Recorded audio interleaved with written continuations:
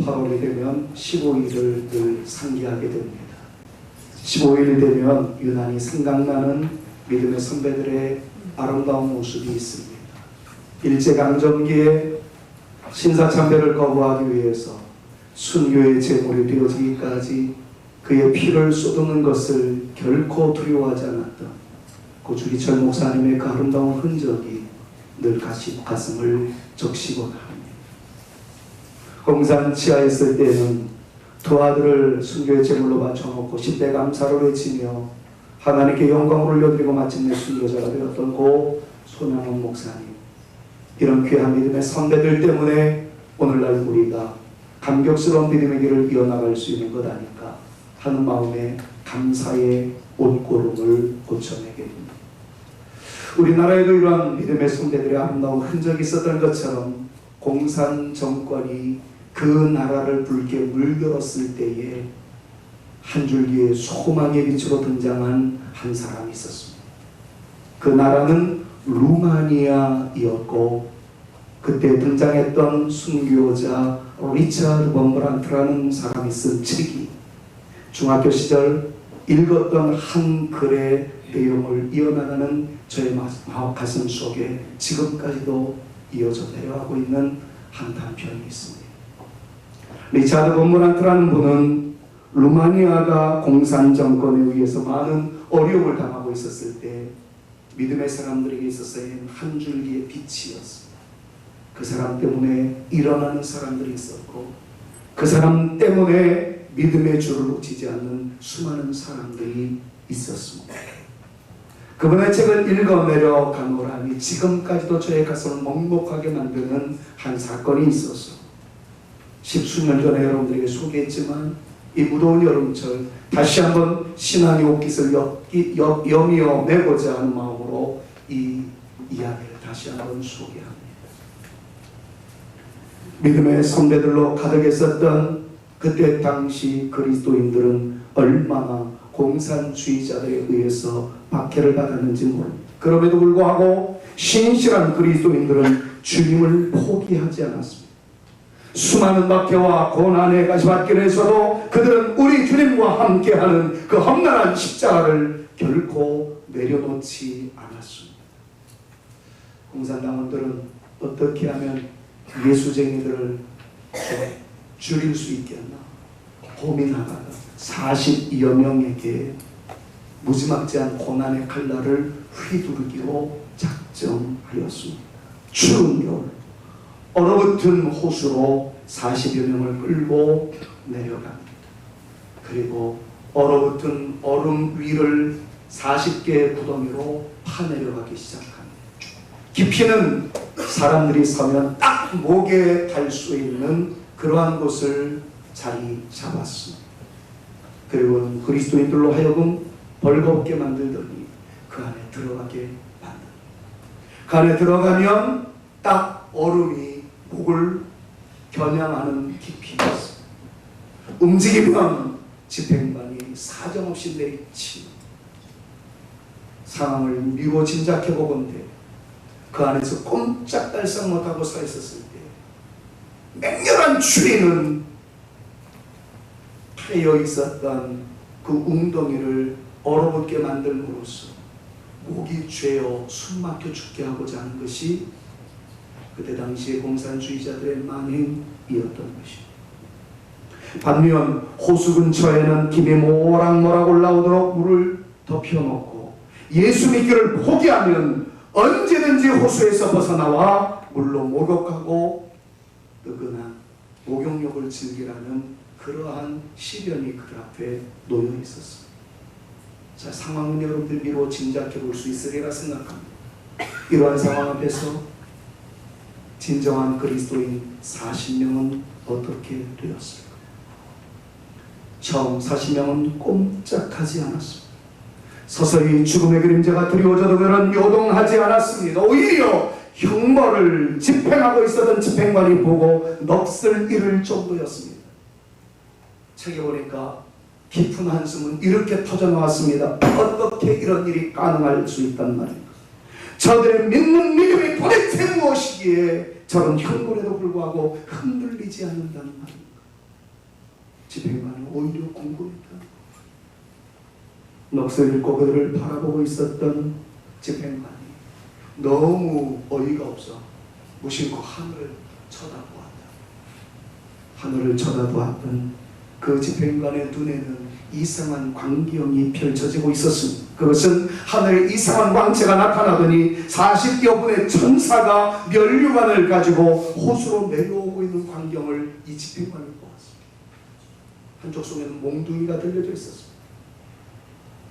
얼어붙는 호수의 얼음이 그네들의 목을 조여오도록 만드는 것이 이 사람의 사명이었기 때문에 얼음이 얼어붙을세라 움직이고 있는 놈이 있으면 내리치는 것이 이의 사명이었지만 하도 어이없어 하는 모습으로 하늘을 보았던 그의 눈에 비추어진 광경은 실로 이해할 수 없는 광경이었던 것. 40여 분의 천사가 하늘에서 황홀한 면류관을 가지고 기쁨으로 내려오고 있는 장면을 보았습니다. 저게 이 사람들로 하여금 버티게 만드는 힘이었다는 겁니다. 고민하기 시작합니다.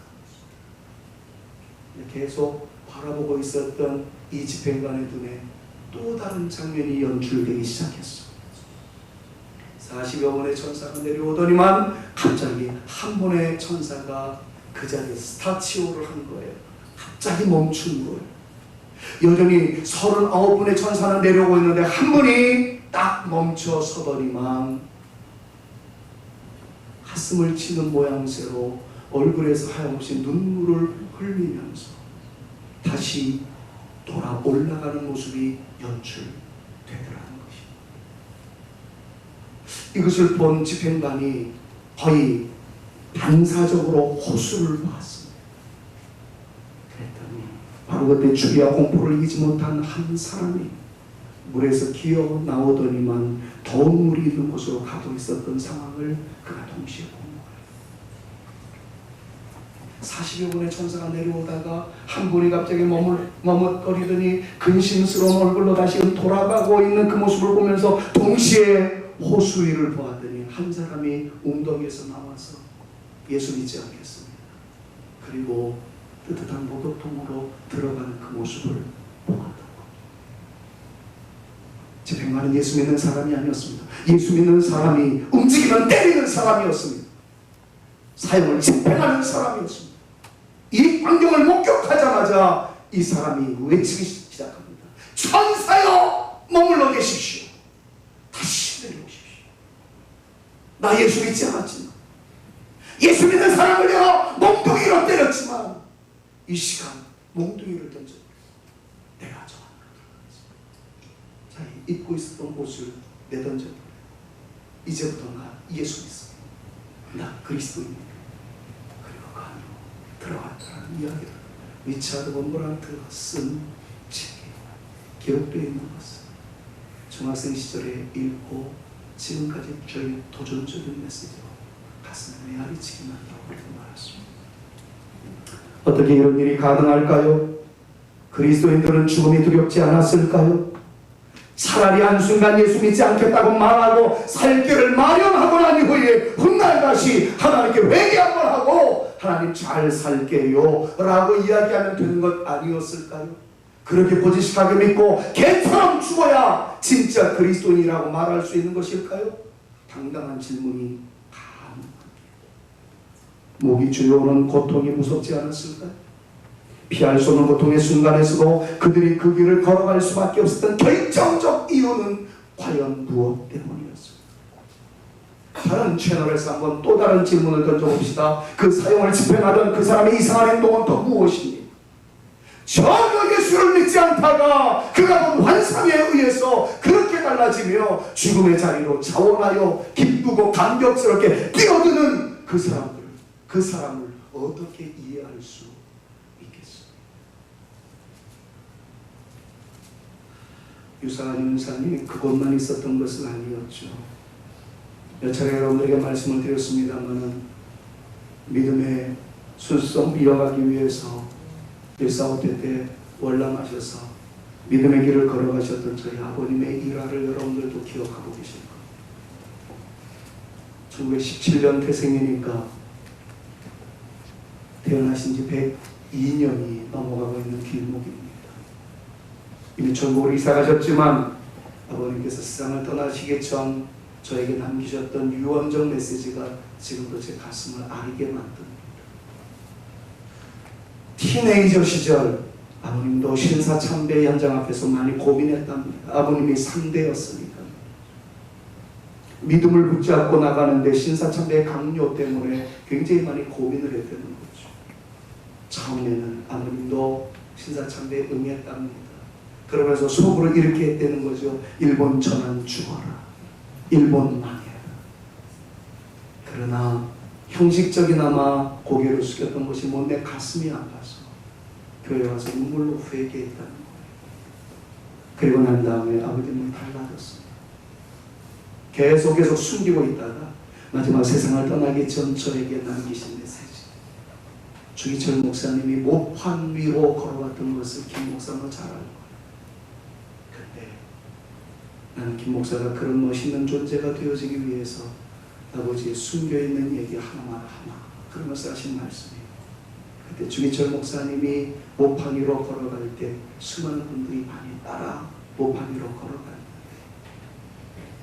부끄럽지만 이 애비도 그 뒤를 따라갔습니다.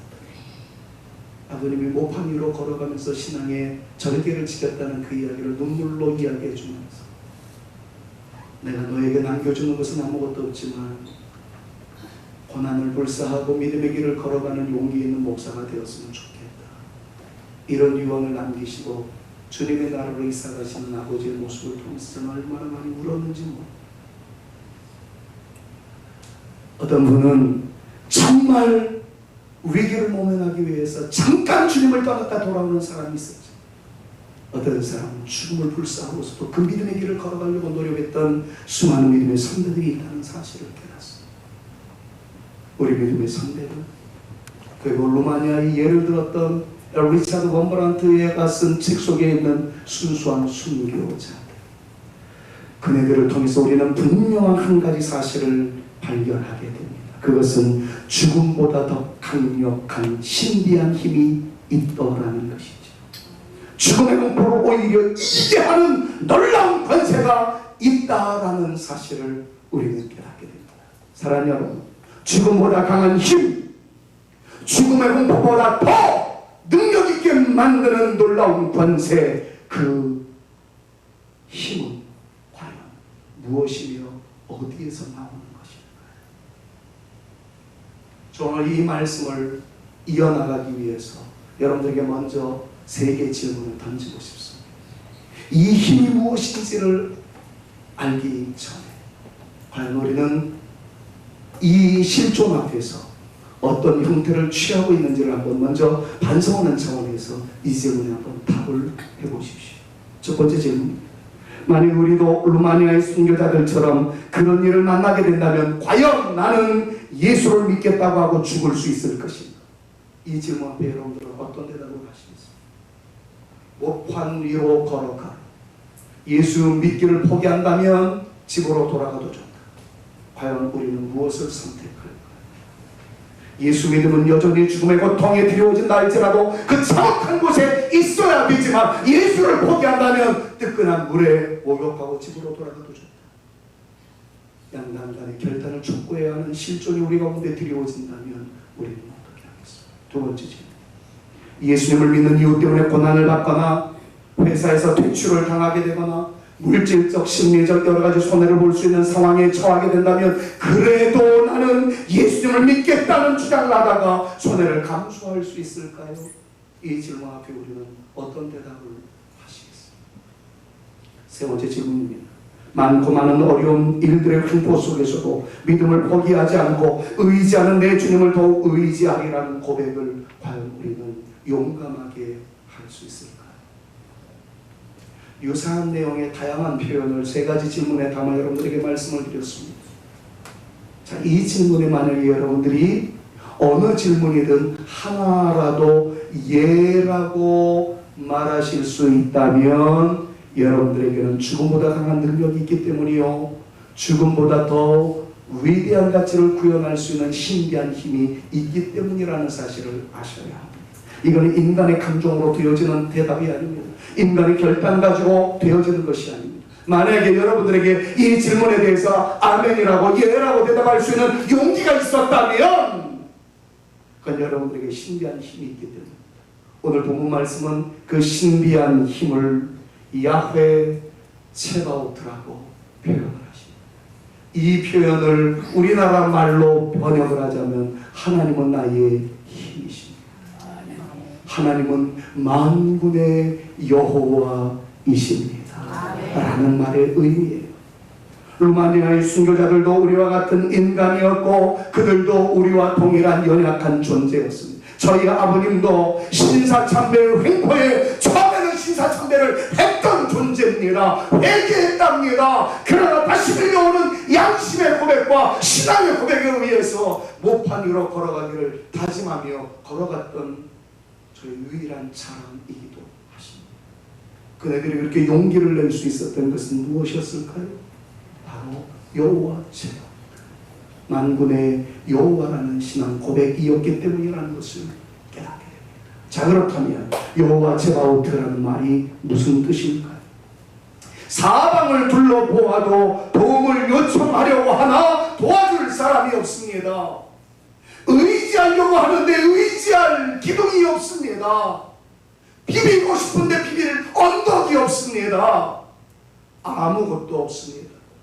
앞이 막히고 좌우가 막히고 뒤가 막히고 아래까지 막혀서 좀처럼 헤어날 길이 없습니다.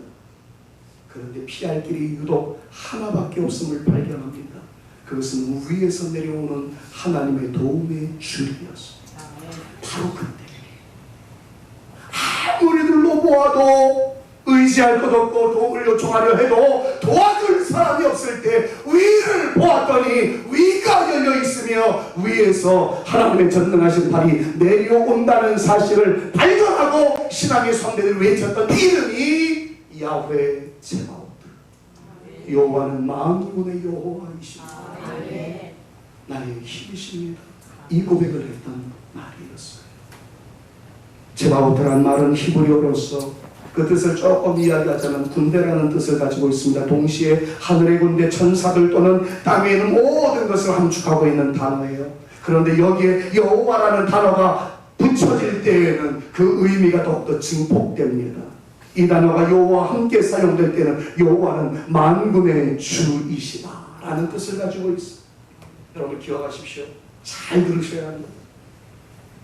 보통 하나님을 영의 아버지, 하나님은 영이시니 그렇게 표현을 하니까 영만 다스리시는 것 같지만 이 여호와 츠바오트에서 나오는 츠바오트의 뜻은 하나님은 물질적이고 영적인 모든 영역에 있어서 모든 권세와 권능의 주이시며 하늘과 땅의 주제이시며 세상의 유일한 지배자이시고 모든 것을 다스리시는 주라는 뜻을 가지고 있는 것이 여호와 츠바오트의 뜻이에요.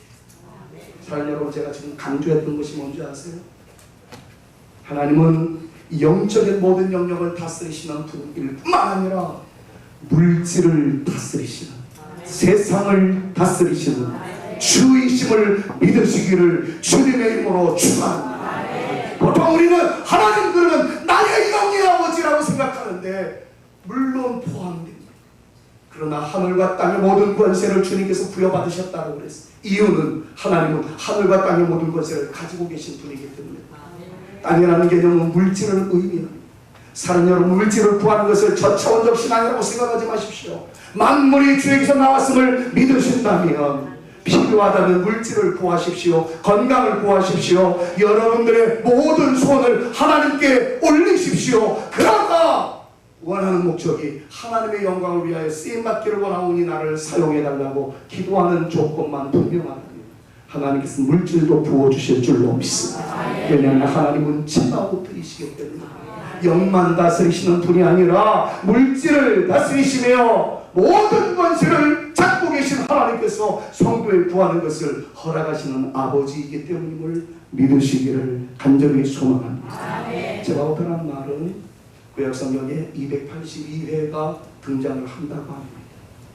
그 뜻은 이미 말씀드렸던 대로 이스라엘의 군대의 대장으로서 대적하는 악한 세력을 쳐부수는 전쟁에 능하신 하나님이라는 것을 강조하는 말씀입니다. 한마디로 말하면 만군의 하나님은 우리 성도들의 신앙적 투쟁의 삶에서 승리로 이끌어주시는 하나님이심을 가르쳐주는 단어가 이것입니다. 사랑하는 여러분, 인생의 길목에서 우리 흔들릴 때 많습니다. 넘어질 때 많습니다. 그러나 일어나십시오. 왜냐하면 여호와 제바오트가 여러분들과 함께 하시기 때문입니다. 여러분들을 도와주실 것을 믿으신다면 자리에서 일어나 함성으로 여러분들의 인생의 벽을 향해서 달려나가 넘어가시든 깨뜨리시는 하나님의 은혜를 경험하시든 승리하는 하나님의 사람들 다 되실 수 있기를 우리 구주 예수 그리스도의 이름으로 축원합니다. 축원합니다. 옆에 있는 분들이라며 하나님께서 당신에게 승리를 안겨주실 것입니다. 축복합니다. 하나님께서. 그런데 성경의 용례를 보니까 말이죠, 여호와 체바오트가 언제 터져나왔는지를 살펴볼 필요성이 있습니다. 지금 제가 굉장히 강렬하게 설교를 했습니다만 이제는 현실의 벽 앞에서 좀 심각한 문제를 끄집어내 보십시오. 여호와 체바오트, 이 이름이, 만군의 여호와라는 이름이 어느 상황에 있었을 때 성경에서는 기록되어 있습니다. 벌써 여러분들 감지하셨을 거예요. 오늘 본문 말씀 사무엘상 1장 6절 이하에 있는 말씀을 통해서 본문을 드러낸 거 보니까 본문 안에 그러한 내용이 있는 것 아니겠습니까? 그렇습니다. 가슴 답답한 현실 속에서 믿음의 사람들의 신앙고백으로 터져나온 단어가 여호와 체바오트였습니다. 좋은 일이 있을 때가 아니었습니다. 가슴 벅찬 감동의 드라마를 써내려갈 때가 아니었습니다. 답답하여 가슴을 칠 수밖에 없었고 통곡할 수밖에 없었던 그 현실의 장에서 터져나온 이름이 여호와 체바오트였다는 사실을 아시는 것은 매우 중요합니다. 첫 번째 인물이 바로 오늘 본 말씀에 나오는 한나라는 여인입니다. 이 부분을 설교할 때마다 항상 하지 않아도 될 말씀을 먼저 전제하여 말씀을 드립니다. 요즘은 소신이 있기도 하고 자기 자신들의 계획을 위해서 자녀를 낳지 않는 분들도 있습니다. 자녀가 없는 것이 흉일 수도 없고 또 그것이 이상한 의미를 던져주는 근거가 되어서도 안 됩니다. 지금은 한부모 가정으로 살아가는 분들도 있고 자녀 없이 부부의 행복을 위해서 살아가시는 분들도 있고 나름대로 철학 때문에 말이죠. 물론 제 개인적인 생각은 자녀가 있어서 신앙의 예대가 좀 이루어지고 자손만대 번성하는 것을 봤으면 좋겠다 이런 목양적 마음이 있습니다만은 그러나 성도들의 생각은 케이스 바이 케이스 다 다르기 때문에 이것 가지고 이렇다 저렇다 말해서는 안 됩니다. 혹 이 부분과 좀 다른 쪽에 있는 분들이 있다 할지라도 이 내용을 왜곡하거나 상처 입지 마시기를 바란다는 차원을 전제로 해서 말씀을 드립니다. 지금은 다 생각이 다를 수 있습니다만은 이 성경이 기록될 때 당시의 상황은 자식이 없는 것이 복이 아니었다라고 생각하던 시절이었습니다. 그래서 오늘 본문 말씀의 전후문맥 배경을 보면 한나라는 여인에게 자식이 없어서 그의 또 다른 엘가나의 다른 아내인 분인나에 의해서 얼마나 많은 홀대를 당하는지 모릅니다. 분인나가 계속 약올리고 너는 자녀도 없는 여인이잖아 뭐 이런 식으로 핀잔을 주니까 한나가 너무 힘들었어요. 우울해졌습니다. 속상했어요. 왜 나는 자녀가 없느냐 이것 때문에 통분이 여겼습니다. 그러자 어느 날 남편이 이야기합니다. 여보 내가 열아들보다 낫잖아. 나 있음으로 인해서 좀 행복했으면 좋겠어 라고 이야기할 정도로 지금 한나는 너무 힘든 세월을 살아가고 있어요. 옆에 있는 사람들은 손가락질합니다. 남편이 위로를 해줘도 그것이 위로가 되어지지 않습니다. 10절 말씀을 보니까 한나가 마음이 괴로워서 여호와께 기도하며 통곡하는 장면이 연출되고 있는 것들을 보게 됩니다. 한나는 지금 너무 힘들었어요. 바로 그때 11절에서 이런 고백이 터져 나옵니다. 11절 같이 한번 읽어볼까요? 서원하여 이르되 만군의 그 위에 있는 말씀은 안 읽으셔도 돼요. 사람들이 손가락질을 합니다. 피할래 피할 길이 없어요. 남편도 위로가 안 됩니다. 아무것도 위로가 안 됩니다. 사방이 우겨쌈을 당한 것 같아요. 절체절명의 위기와 같아요. 어디도 헤어나올 길이 없어. 바로 그때 터져나온 함성, 만군의 여호와. 이게 한나의 모습이었습니다. 한나는 알았던 것 같아요. 나의 모든 고통을 해결해 주실 분은 바로 물질적이고 영적인 모든 영역에 있어서 모든 권세와 권능의 주이신, 하늘과 땅의 주제이신, 세상의 유일한 지배자이시고 모든 것을 다스리시는 주밖에, 하나님밖에 다른 대안이 없음을 믿사와 사방으로 예상을 당하는 현실적 고통에서도 내가 이분의 이름을 외치지 않을 수 없습니다. 여호와 츠바오트, 만군의 여호와. 이 사실 믿으시기를 바랍니다. 그것이 역사의 시작이었어요. 그 이후의 스토리는 여러분들 다 알지 않으세요? 하나님께서 은혜를 베풀어 주시고 복을 주시고 그에서 어떤 인물이 나온 것쯤은 여러분 다 알고 계시죠. 제가 존경하는 교수님 가운데 신학대학원을 들어가서 공부할 때 신약신학을 전공하신, 웨스트민스터에서 박사학위를 받고 종신대학교 신학대학원에서 교수 역할을 하셨던 권성수 목사님이라는 분이 있습니다. 지금 대구 동신교회 목사님이신데, 이분이 우리를 가르칠 때도 그 얘기를 했는데, 어저께 우연히 그분의 설교를 기독교 방송에서 보다가 똑같은 설교를 하시는 것을 듣고 집사람과 같이 웃었던 일이 있어요.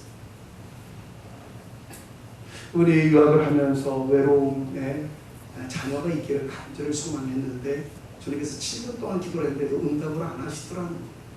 그래서 그분의 표현이 그래요. 제가 성경을, 신약신학을 전공하고 구약신학을 같이 동시에 공부하면서 얼마나 성경을 많이 읽었겠습니까? 근데 무심코 지나가던 말씀이 어느 순간 나에게 팍 하고 박혔다는 거예요. 어느 성경을 읽어 내려가는데 이삭이 40세가 되도록 자녀가 없었다. 이 말씀이 눈에 팍 박혔대. 이삭은 40이네. 난 아직 40이 안 됐는데. 이런 느낌이 왔다는 거예요. 이전에도 그 성경을 읽었는데 그냥 쓱쓱 지나갔다는 거죠. 근데 그날 그 생각이 들었대. 아, 그때부터 자녀를 구했다. 아, 그럼 나도 구하면 되겠네. 근데 구한 뒤 20년이 되도록 자녀가 없었대. 이분이 위로가 된 거예요. 나는 7년 기도했는데. 그 다음에 60세 되고 난 다음에 하나님께서 자녀를 주셨는데 쌍둥이를 주셨대요. 이때 할렐루야 해야 되는 겁니다. 그 다음에 얘기 안 해도 되겠죠. 여러분, 늘 들려오는 말씀이에요. 늘 보았던 말씀입니다. 어떤 사람은 그냥 스쳐 지나갈 때가 있어. 그런데 어떤 사람은 그때 그 말씀이 나에게 방망이질을 합니다. 불같이 임합니다. 똑같았던 말씀인데 그 말씀이 나에게 감동이 됩니다. 그 말씀을 붙잡습니다. 하나님 역사해 주실 줄로 믿습니다. 살아나는 순간 하나님의 역사가 시작된다는 사실을 믿으시기를 바랍니다. 제가 이 말씀을 왜 드렸습니까? 저는 오늘 이 시간 여러분들이 여호와 츠바오트, 만군의 여호와여 들었던 얘기예요. 다 알고 있는 얘기예요. 그러나 제가 이 말씀을 선포하면서 여러분들 가운데 단 한 분만이라도 여호와 츠바오트, 만군의 여호와, 그 하나님이 절대절명의 위기에서 사방으로 예상을 당하는 상황에서도 나를 건져주실 유일한 하나님이심을 믿습니다. 살아나는 순간 하나님께서 놓여주심을, 놓게 해주심을, 풀어주게 하심을, 결박에서 해방되게 하심을 이루어주실 줄로 믿는 역사가 오늘 이 시간 나타날 수 있기를 주님의 이름으로 축원합니다. 그럼 제가 간절히 소망하는 바, 우리에게 지금 아픈 분들이 있어요. 육체적으로 결박당하신 분들이 있어요. 심적으로 안타까운 현실에 놓여있는 분들이 있어요. 이 시간 이 말씀이 부딪힘이 되어질 수 있기를 소망해요. 그래서 주님, 여호와 츠바오트, 나의 영을 다스리실 뿐만 아니라 물질을 다스리시는 하나님의 역사가 나를 터치하여 주시옵소서. 남은 인생 주의 영광의 불꽃이 되겠사오니, 남은 인생 주님의 쓰시면 합당한 존재가 되겠사오니 나를 사용하여 주시옵소서. 물질로 말미암아 은혜와 평강이 저와 여러분들에게 나타나는 이 아침 주일 예배가 될 수 있기를 우리 구주 예수 그리스도의 이름으로 축원합니다. 그래서 볼 때 매우 중요한 또 한 사건을 이 말씀을 소개하면서 또 소개할 수 있을 것 같아요. 그래서 매우 중요한 싸움이었는데 유명한 다윗과 골리앗과의 싸움의 현장이었습니다. 다 아시다시피 골리앗은 대단한 사람이었습니다. 그는 거인이었고 그의 무기는 어떤 사람도 당해낼 수 없었던 막강한 힘이 있는 무기였습니다. 적장 골리앗 앞에서 모든 이스라엘 사람들은 떨었습니다. 속수무책이었습니다. 그러나 당시 어린 청소년이었던 다윗은 태로가 갈랐습니다. 그 문제 앞에서, 그 거인 앞에서 두 팔을 늘어뜨리고 사지가 떨려오는 위협 속에 있었을 때 다윗은 달랐습니다. 그의 눈에는 골리앗이 보인 것이 아니라 하나님이 보였습니다. 골리앗에 의해 형편없이 명예가 실추된 하나님인 듯 보이지만 그는 하나님의 실체를 알았습니다. 그 하나님은 살아계신 하나님이었고 만군의 하나님이었고 승리하는 하나님이셨습니다. 다윗은 바로 그때 하나님의 이름을 부릅니다. 이런 표현 여러분들 다 아시죠? 적장 골리앗 너는 칼과 단창으로 나에게 나오거니와 나는 만군의 여호와의 이름으로 내게 가노라. 그때 사용했던 만군의 여호와가 여호와 츠바오트이었습니다. 다윗이 불렀던 것은 여호와 니시도 있을 수 있었겠고 여호와 샬롬도 있을 수 있었겠지만 다윗이 그때 불렀던 이름은 여호와 츠바오트.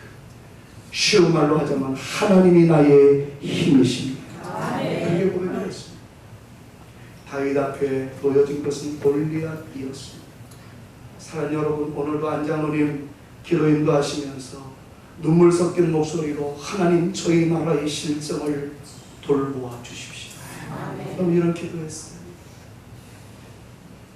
여전히 김정은 미사일을 터뜨리고 있습니다. 이것을 본 미국에서는 우리는 핵 문제로 이야기했을 따름이지 미사일 취급하지 않았다 이런 식으로 궤변을 들어드리고 있습니다.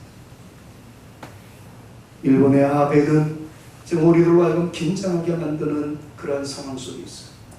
사방으로 우겨싸움을 당하고 있는 현실적 고통이 대한민국 사람들에게 밀려오는 충격으로 우리 모두는 지금 고통 속에 몸부림치고 있지 않습니다. 골리앗이 있어요.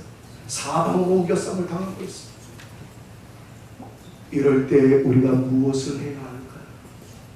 일본 여행 안 가고 일본 물품 안 사는 것으로 우리가 승리할 수 있을까요?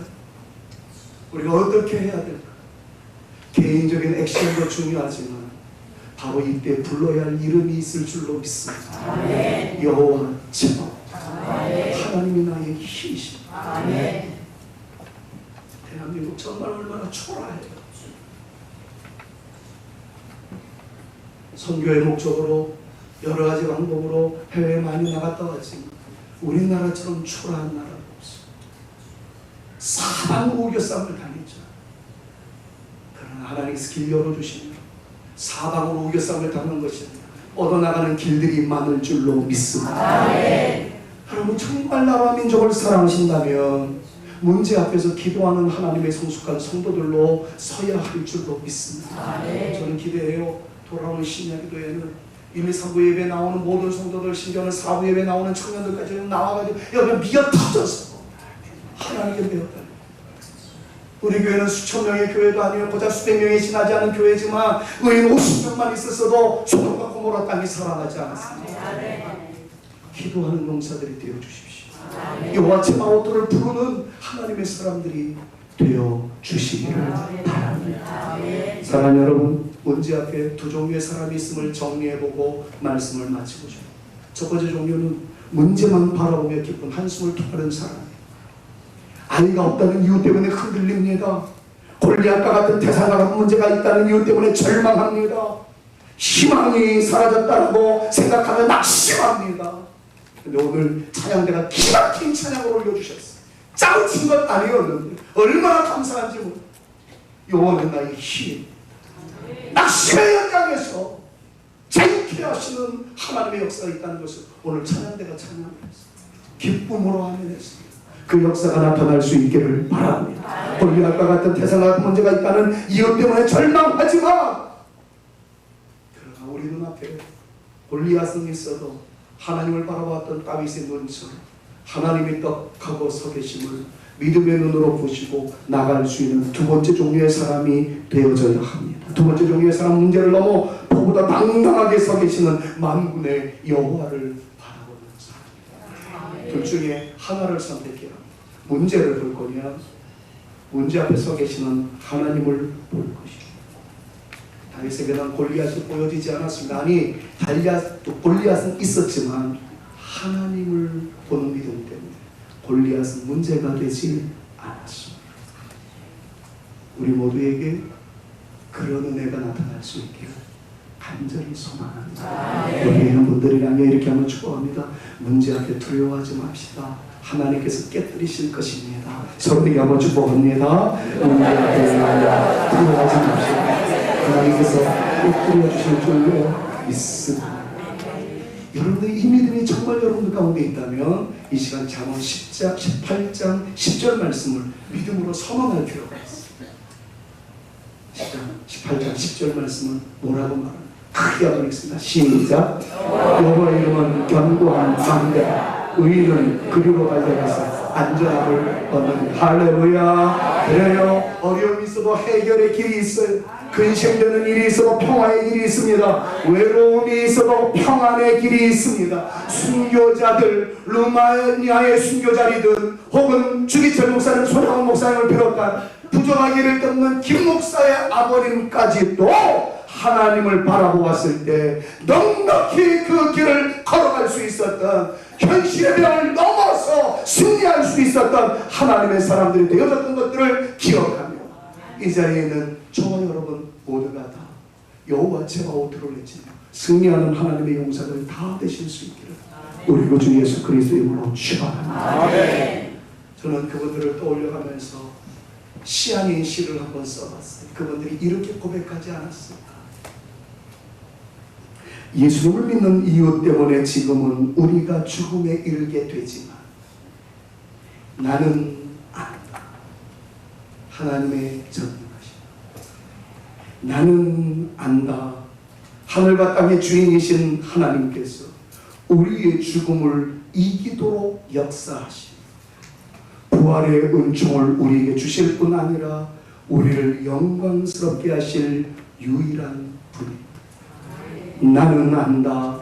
오늘은 죽음이지만 내일은 부활이요 영광임을.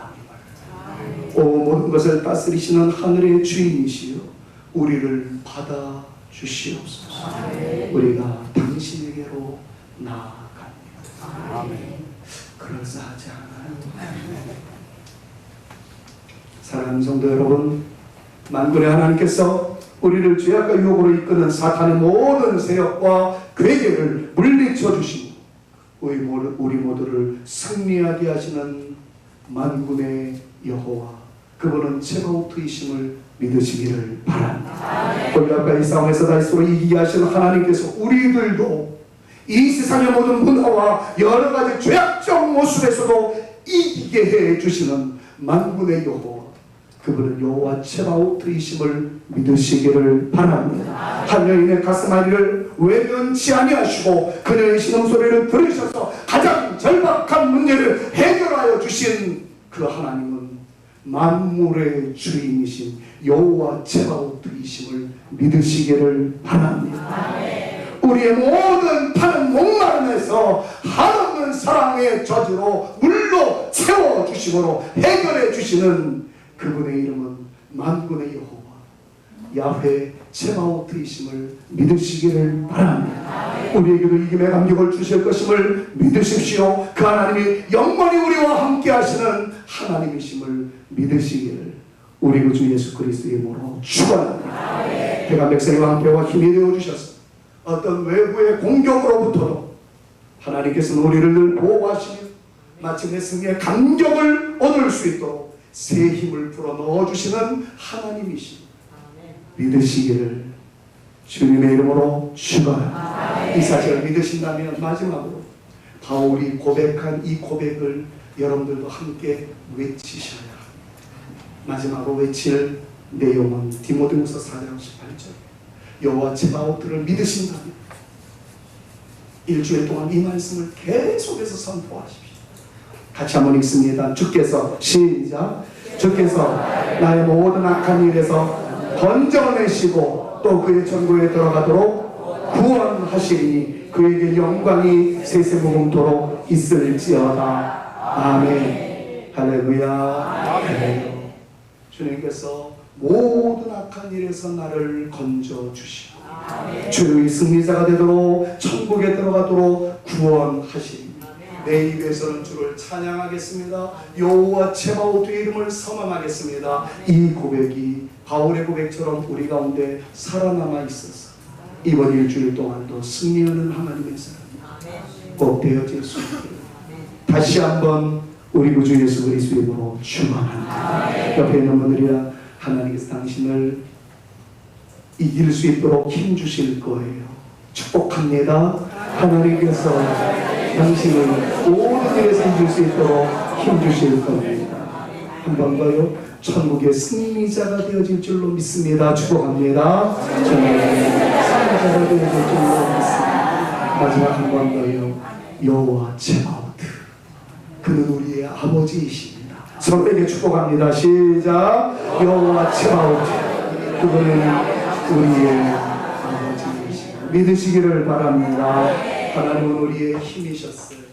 그래서 이것을 우리는 찬양으로 이렇게 연결하고 싶습니다. 예수님은 나의 힘이시라고 말이죠. 기도하는 마음으로 찬양을 좀 합니다. 지난 금요일 날은 주는 나의 힘이요 이 복음송을 많이 불렀는데 오늘은 찬송가로 되시는 예수님은 나의 힘이시오. 여러분들에게 능력이 되어주실 줄로 믿습니다. 이것을 신앙 고백으로 기도의 창원으로 연결시키십시오. 한 주간 동안 이 찬양을 부르십시오. 그리고 악에서 나를 건져주시는 하나님을 의지하십시오. 천국에 이르도록 구원하시는 주님의 은총을 사모하십시오. 승리는 우리의 것입니다. 예수는 나의 힘이요 내 생명 되시니 우주 예수 떠나 살며 죄 중에 빠지니 눈물이 앞을 가리고 내 맘에 근심 쌓일 때 위로하고 힘주시니 주의 4절 내 두 번째 줄 한없는 한없는 복을 주시고 영원한 기쁨 주시니 나의 생명 나의 기쁨 주 예수 믿으시나요? 이 사실을 믿으십시다. 눈물이 앞을 가릴 때가 있어요. 마음의 수심이 가득할 때도 있어요. 그때 위로하고 힘주시는 분이 다가오세요. 그분은 여호와 츠바오트이세요. 그분은 우리 구주 예수 그리스도이세요. 그분을 믿으세요. 그분을 의지하세요. 그분에게 문을 두드리세요. 주님께서 열어주실 줄로 믿습니다. 그래서 마침내 우리 이렇게 고백했으면 좋겠어요. 주님은 나의 생명이요 나의 기쁨이십니다.